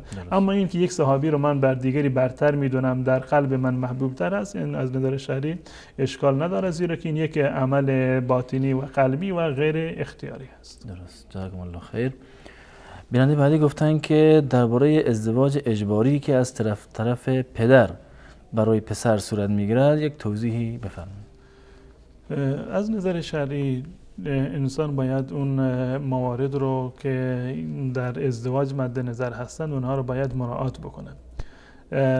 در یک ازدواج مشترک اون کسی که با هم دیگر زندگی میکنند دو فردی هستند که با هم ازدواج میکنند، یعنی دختر و پسری که با همدیگر ازدواج میکنن. این دختر و پسر باید همدیگر را بپسندند، سلیقه یکدیگر را، دین یکدیگر را، ظاهر یکدیگر را، جسم یکدیگر را بپسندند و خانواده یکدیگر را بپسندند و بعد از این یک زندگی مشترکی رو در واقع تشکیل بدهند که در سایه اون زندگی مشترک بتوانند که خوشبخت و سعادتمند بشوند. پدر و مادر حق دارند که به دختر یا پسر پیشنهاد بدند که فلانی یک فرد مناسبی هست یا مثلا ویژگی های یک فردی رو براش تعریف بکنند، از خانوادهش اون چیزهایی که واقعیت داره تعریف بکنند، پیشنهاد میتوانند بدن. اما این که اجبار بکنند پسر را یا دختر را که الا بالله باید با فلانی ازدواج بکنید، چون این چیزی از نظر شرعی در واقع مجاز نیست. نه، ما میتوانیم دختر را اجبار بکنیم، به زور اون شوهر بدیم که حتما باید با فلانی ازدواج بکنی، و نه پسر را. پسر هم در واقع نمیشود که بر اون اجباری رو ما داشته باشیم که حتما باید با فلان شخصی که پدر و مادر انتخاب کردن ازدواج بکنند. هر کسی برای خودش معیارهایی دارد، هر کسی برای خودش یک سری نکاتی هست که برایش اولویت دارن در زندگی خودش، اون هست که زندگی میکند. حق پدر و مادر حق دارند که مشورت بدهند، حق دارند که راهنمایی بکنند و حق پدر و مادر بر فرزندان این هست که فرزندان هم به مشورت پدر و مادر، با راهنمایی پدر و مادر، با دیده واقعیت نگاه بکنند، نه فقط بر اساس عشق ظاهری. چه بسا احیانا شده که یک فردی، یک پسری به طور مثال عاشق یک دختری شده که اون دختر را شاید اصلا ندیده باشد، یا اینکه چه بسا اشکالاتی در اون وجود باشد، اهل دین و دیانت نباشد، از نظر عفت مثلا شاید مشکل داشته باشند، خانواده شاید مثلا خانواده بدنامی باشند، یا مواردی دیگر از این قبیل که شاید در خور این خانواده نباشد که با اون وصلت بکنند. وقتی که پدر و مادری بر اساس اقتضای تجربه‌ای که داشتند، بر اساس واقعیتی که وجود دارد به پسر و دختر توصیه می‌کنند که فلان فرد برای شما مناسب نیست، دختر و پسر هم باید سعی بکنند تا جایی که ممکن هست رأی و نظر پدر و مادر رو هم در واقع مورد مد نظر قرار بدند و بر اون عمل بکنند.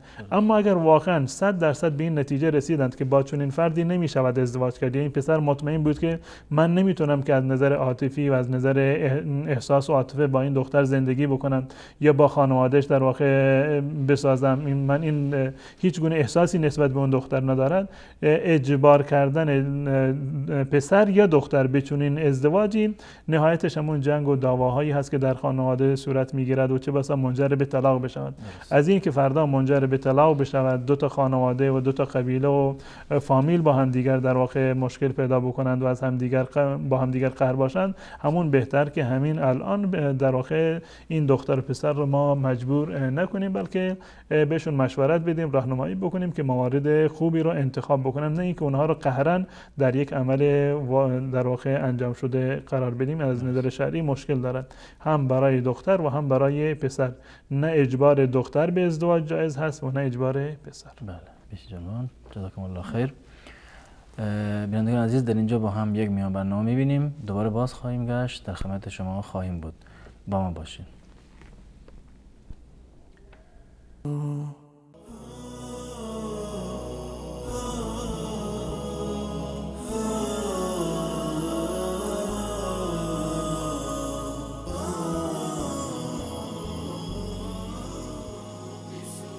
عرض سلام و خسته نباشید مجدد دارم خدمت بینندگان عزیز. خدمت بینندگان این قضیه رو هم عرض بکنم که امروز متاسفانه به خاطر مشکلی که در تماس وجود داشت نتونستیم صدای شما عزیزان رو بشنویم و ان شاءالله سعی می‌کنیم در هفته آینده بیشتر به شما وقت بدیم و بیشتر تماس‌ها رو بگیریم. جناب مولانا بیننده گفتن که آیا همبستری با زن خود که باردار هست و حامله از نظر شرعی صحیح است یا خیر؟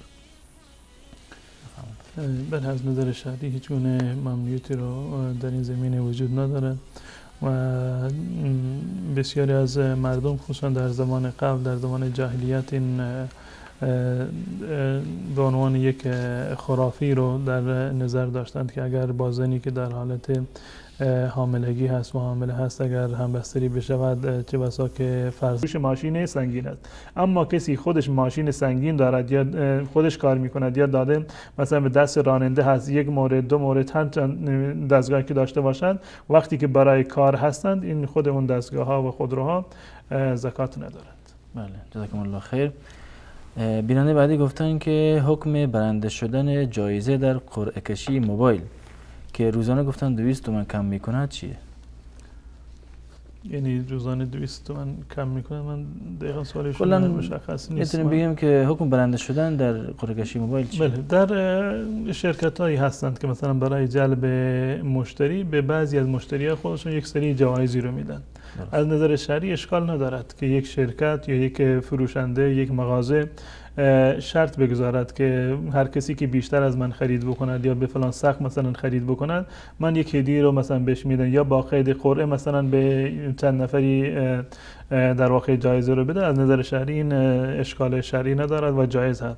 منتها موردی رو که یعنی شاید منظور این بیننده اون باشه که شاید شبهه ربا مثلا در این مورد باشه، به طوری که شما مثلا یک کارتی رو میگیرید از شرکت مخابرات و حسابی که در این هست به طور مثال 1000 تومان هست. بله. اون رسیدی که در این هست، ورزشی مکالمه‌ای که هست معادل با مثلا 1000 تومان هست.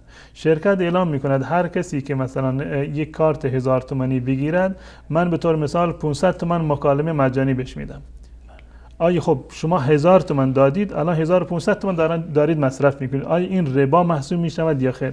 بازم این از نظر شرعی ربا محسوب نمیشود. اگر شرکتی در مقابل خرید کارت به اصطلاح که شما خریدید از اون شرکت مخابراتی به شما یک چند دقیقه اضافه مجال میدهد که شما صحبت بکنید، زیرا که این پولی که شما دادید و اون در مقابل پولی نیست که شما دریافت میکنید. شما از شرکت مخابرات یا اون شرکت که این در واقع خدمات را میدهد در مقابل پولی که شما میدهید که 1000 تومان هست یا کمتر یا بیشتر هست، 1500 تومان پول دریافت نمی کنید، در مقابلش خدماتی رو دریافت میکنید. وقتی که خدمات رو دریافت میکنید این در واقع ربا شمرده نمی شود و از نظر شرعی اشکال ندارد. بله، جزاکم الله خیر. سوال بعدی خود بیننده این است، گفتن که چرا خداوند بر قوم‌های قبل از اسلام مانند قوم عاد وقتی که گناهی مرتکب شدن بلا نازل کرده و از بین برده آنها؟ الله متعال بنابر حکمت هایی که وجود داشته و اساس شریعت هم بر این است که الله متعال تا زمانی که اتمام حجت نکند، تا زمانی که پیامبری رو نفرستد، به هیچ عنوان یک قومی رو مجازات نمی کند. یعنی یک قومی را به خاطر اینکه ایمان نیاوردند تا زمانی که برایشون پیامبری مبعوث نکند و اتمام حجت نشود، الله متعال هیچ قومی را در واقع مؤاخذه نکردند و عذاب نکردند. و بعد از این که لجاجت کردند و چه بسا که حد حرمت کردند به شعائر الهی، به معجزه های پیامبران و ایمان نیاوردند، و این تهدید و عذابی هست که الله متعال بر کسانی که کافر شدند اینو نازل کرده.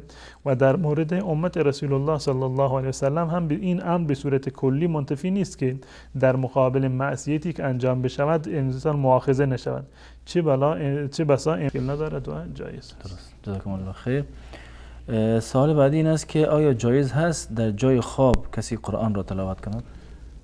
بله، اشکال شرعی ندارد. انسان در هر جایی که هست و در حالت ایستاده، در حالت نشسته، در راه هست، در ماشین هست، محل کار هست، ولی اینکه در محل خواب بر روی بستر خواب هم وقتی که دراز کشیده میتواند قرآن بخواند، از نظر شرعی هیچ گونه ممانعتی و مشکلی وجود ندارد و کاملا جایز است. درست. جزاکم الله خیر. بیننده بعدی در مورد حکم خود ارضایی با هر وسیله‌ای که باشد سوال کردند. آیا گناه دارد یا نه؟ خود ارضایی به صورت کلی، یعنی با توجه به آیات و روایاتی که در این زمینه وجود دارند، جمهور علما اینو در واقع حرام میدونند و یک کار غیر اخلاقی هست، و خصوصا در صورتی که ضرر و زیانی رو مترتب بشه بر اون و جسم انسان ضرر و زیانی رو پیدا بکنه. به اتفاق علما چنین مواردی حرام هست، زیرا که رسول الله صلی الله علیه و سلم فرمودند لا ضرر ولا ضرار فی الاسلام، ضرر رسانیدن به خود یا دیگران از نظر شریعت اسلامی حرام هست و چنین چیزی جایز نیست. و در صورتی که استمنای خود ارضایی ضرر و زیان قطعی رو بر یک فرد داشته باشد، به صورت قطعی و 100% اون عمل حرام هست. اما در غیر این صورت هم که تصور بکنیم یک عمل ناشایسته و کار در واقع غیر اخلاقی هست که عموم فقهای اهل سنت و الجماعت معتقد به حرمت آن هستند. بله، تشکر میکنم از شما. بیننده بعدی گفتن که آیا راست است این قضیه که اگر کسی یک وقت نمازش قضا بشود چند هزار سال عذاب میبیند به خاطر این نماز قضا؟ در مورد این که نماز یکی از اصول اسلام هست و مهمترین اصل عبادی و شرعی اسلام هست، در این هیچ گونه اختلافی وجود ندارد. قبلا من عرض کردم که اصحاب رسول الله صلی الله علیه و سلم در مورد هیچ عملی اختلاف نداشتند که آیا ترکش کفر هست یا کفر نیست، بجز در مورد نماز. یعنی بحث در مورد کفر و ایمان هست. ترک نماز یعنی مساوی هست با کفر، انجام دادن نماز ایمان هست و ترکش در واقع کفر هست. به این اندازه اهمیت دارد و جزء موارد خیلی مهم هست در شریعت اسلامی، در دنیا و در آخرت. و در آخرت اولین چیزی که در میان عبادات و حقوق الله از انسان مؤاخذه می شود بحث نماز هست که انسان نماز خونده یا نماز نخونده. بدین خاطر این در واقع خیلی اهمیت دارد و به همان اندازه که اهمیتش هست ثوابش هست و به همان اندازه که ثواب دارد ترک آن هم گناه دارد. اما این که به خاطر یک قضا شدن یک نماز یا ترک نماز اونگونه 1000 سال مثلا انسان در جهنم باشه، یه روایتی که در این زمینه وجود داره چندین حقبه در جهنم میماند، این روایت صحیحی نیست، روایت ضعیفی هست و چه بسا که روایت موضوعی باشد و چنین چیزی صحت ندارد. یعنی در مورد ترک یک نماز، یعنی در احادیث رسول الله صلی الله علیه و سلم تا جایی که من سراغ دارم عذاب مشخصی بیان نشده که این گونه شما مجازات میشید. منتها تهدیدی اومده، مثلا در مورد نماز عصر اومده که رسول الله صلی الله علیه و سلم میفرماند که من فاتته صلاه العصر کانما وتر اهله و ماله. کسی که نماز عصری که از نمازهای پنجگانه هست، کسی که نماز عصر از اون فوت بشود، این مانند این هست که یک فردی رو اهلش و مالش از بین برند. اهلش و مالش از بین برین، کل زندگیش از بین بره. فرض بکنی که یک فردی رو زنش و همسرانش و تمام اموال و ملک و دارایی که دارد تمام از بین برود، چه اندازه مصیبت بزرگی هست، چه اندازه مشکل هست برای اون.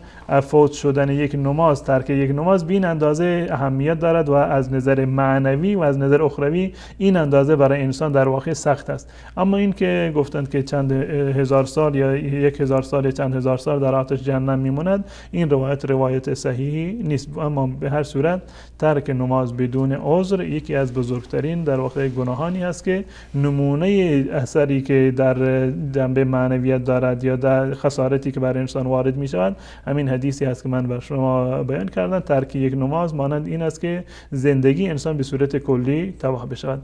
اما به خصوص این حدیث و این روایت صحیحی نیست. درست. سپاسگزارم از شما. بیننده بعدی که از بیرجند هستن گفتن آیا اگر کسی که به سفر می رود را از زیر قرآن رد کنند این کار گناه دارد یا نه؟ نه، اگر به جای این که این در واقع کسی رو از زیر قرآن رد می کند که این به هیچ عنوان در واقع صحت ندارد و هیچ گونه اصالتی در شریعت اسلامی ندارد و شما که یعنی از زیر قرآن کسی رو رد بکنید اگر 1000 تا قرآن رو هم بگیرید هیچ تأثیری به حال اون ندارد. اگر قرآن تأثیری داشته باشد برای اون کسی تأثیر دارد که قرآن رو میخواند، بر قرآن عمل میکند. وگرنه کسی در خونش قرآن باشد، بالای در خونش قرآن رو بگذارد، هر روز صبح از زیرش برود و دوباره وقتی که میاد از زیر قرآن دوباره برگردد، این هیچ گونه تأثیری در زندگی شما نخواهد داشت و یک عمل بدعت و کاملا ناجایز است. اگر شما میخواهید در امان الله متعال باشید، در حفظ الله متعال باشید، روایات صحیح در این زمینه از رسول الله صلی الله علیه و سلم ثابت شده. شما صبح آیت الکرسی رو بخوانید، یه سوره قل هو الله احد را و قل اعوذ برب الفلق و قل اعوذ برب الناس را بخوانید در بعد از نماز صبح تا شب شما در حفظ و امان الله متعال هستید.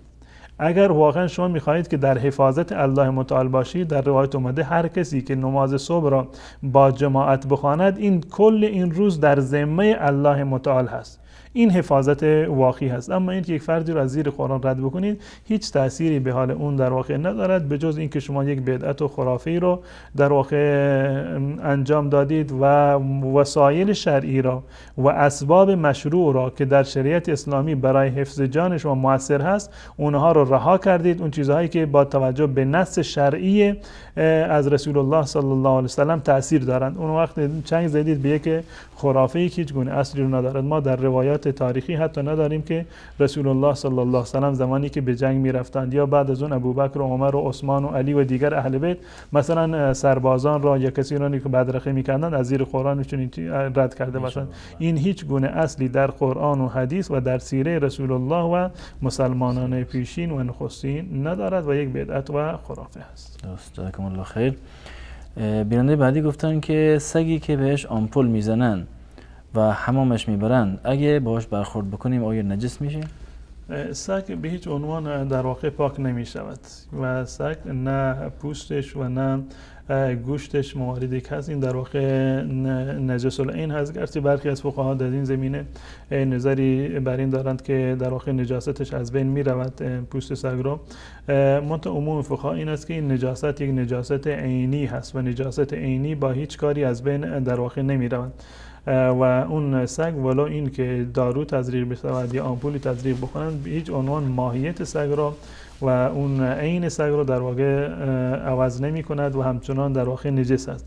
اما این که دست شما به آن بخورد یا لباس شما به آن بخورد یا سگ مثلا بر روی فرش و محل زندگی شما بیاد که این نجس بشود این گونه نیست. ولو این که سگ نجس است اما وقتی که دست شما به آن بخورد یا لباستون به آن بخورد یا سگ از روی فرش یا محل زندگی شما عبور بکند به هیچ عنوان اون محل در واقع نجس نمی شود. اما با آمپول خود ماهیت سگ و عین سگ عوض نمی شوند و حکم نجاستش که نجاست قطعی و عینی هست. جزاکم الله خیر. خواهری از آلمان سوال کردن که با مادرشان به ورزش می روند در جایی که مخصوص ورزش کردن خانم هاست. گفتن وقتی که به حمام می رویم در اونجا خانم ها که غیر مسلمان هم هستن بیشترشان عریان هستند و برهنه. آیا دیدن آنها برای من و مادرم یعنی خواهر گفتن گناه دارد یا نه؟ از نظر شرعی یعنی عورت زن در مقابل دیگران مانند عورت مرد در مقابل عورت در مقابل مرد هست. یعنی عورت زن در مقابل زن مانند عورت مرد در مقابل مرد هست. یعنی از اون قسمت های از بدن مرد که برای مردان دیگر جایز نیست که ببینند، همون قسمت از بدن زن برای زنهای دیگر هم دیدنش در واقع جایز نیست. از ناف گرفته تا زانو این قسمت جزء عورت هست و مردها نمیتونن این قسمت رو ببینند از بدن مردها و زنها هم اجازه ندارند که این قسمت رو از بدن زنها رو ببینند. یعنی یک زن وقتی که برای استحمام میرود، اگر زنهای دیگری هستند، این قسمت حتما قسمت عورت هست و این قسمت رو به هیچ عنوان نباید یعنی آشکار و نمایان باشه و دیدن این قسمت از زنان دیگر هم برایشون در واقع جایز نیست. اما اگر یعنی خودشون این موارد رو باید مراعات بکنند، حفظ در واقع اون موارد شرعی، حجاب شرعی رو یا اینکه عورت بدن خودشون بپوشند، گذشته از اینکه خودشون این موارد رو مراعات میکنند، سعی بکنند که در جایی که کمتر احتمال هست که در واقع انسان برهنه یا زن برهنه رو ببینند، کمتر به اونجا مثلا مراجعه بکنند، یا حداقلش این است که وقتی که یک موردی رو دیدند نگاه دنباله‌داری نباشه. اگر بدون اختیار یک موردی رو مشاهده کردند، چهره خودشون رو برگردان، نگاه خودشون رو برگردانند و از نظر شرعی جایز نیست که یک زن بالاتر از زانو یا پایینتر از در واقع ناف از زن دیگر رو در واقع ببیند. این جزء موارد حرام هست و جزء عورت در واقع شمرده میشه. بله، جزاکم الله خیر. نزدیک به 2 دقیقه بیشتر وقت نداریم تا با این برنامه و بیننده گفتن که آیا جایز هست از مرغ‌های یخزده بخوریم؟ از نظر شرعی ببین، مواردی که حیواناتی که در کشور اسلامی ذبح میشوند، این اصل بر حلال بودن هست. حیواناتی که در کشور اسلامی ذبح میشوند، این اصل بر حلال بودن هست و ولو اینکه با دستگاه ذبح شده باشند و بدین گونه اون کسی که مثلا دستگاه رو روشن میکند مسلمان هست، مثلا بسم الله میگوید، این اندازه کفایت میکند برای حلال بودن تمامی اون در واقع حیوانات یا مرغ هایی که در واقع در اونجا ذبح میشود. این اصل بر حلال بودن هست، مگر اینکه یک فردی مطمئن باشد که این در واقع مرغ مثلا ذبح غیر شرعی شده، مگر اینکه مطمئن باشد که ذبح غیر شرعی باشه، مثلا با شوک، مثلا با برق و الکتریسیته اونو مثلا کشته باشند، یا موارد دیگری که مثلا خفه شده باشد که اون به هیچ عنوان جایز نیست، چه از دست مسلمان باشد یا دست غیر مسلمان. اما در غیر این صورت مواردی که میدونند که ذبح شده یعنی سرش بریده شده توسط یک مسلمان، اون موارد جز موارد حلال هستند، ولو اینکه در واقع مانند به تعبیرشون مرغ‌های یخزده باشه یا مواردی از این قبیل باشه. اصل بر این است که این موارد حلال هستند و جایز هستند. اما اگر کسی واقعا یک کمی حساسیت دارد، خودش نمیخواهد بخورد، اون یک برمیگردد به خودش، برمیگردد به جنبه تقوا، مراعات کردن باب اولاتر هست. اما این از نظر شرعی اگر کسی از این مرغ‌ها استفاده کرد، هیچ کار گناهی رو انجام نداده و غذای حرامی رو هم در واقع نخورده. جزاکم الله خیر. آخرین سوال بیننده این است، گفتن که شک کردم که در نماز عشا و مغرب وضو گرفتم یا نه، حالا باید چه کار کنم؟ وقتی که شک کردن معنیش این است که قبلا یقین داشتند که در واقع وضو داشتند. الان در این زمینه 2 مطلب هست. اگر واقعا قبلا مطمئن هستند که سوالش این بود که شک کردند که وضو گرفتند، بله، در این صورت یعنی اصل بر این است که ایشون وضو نداشتند. وقتی که شک کرده که من وضو گرفتم یا نگرفتم، معنیش این است که شما مطمئن هستید که وضو نگرفتید. در این صورت اون نماز رو باید اعاده بکنید. حکمش این است که شما وضو نداشتید، نماز رو نباید میخوندید. اگر خوندید اون نماز رو دوباره اعاده بکنید.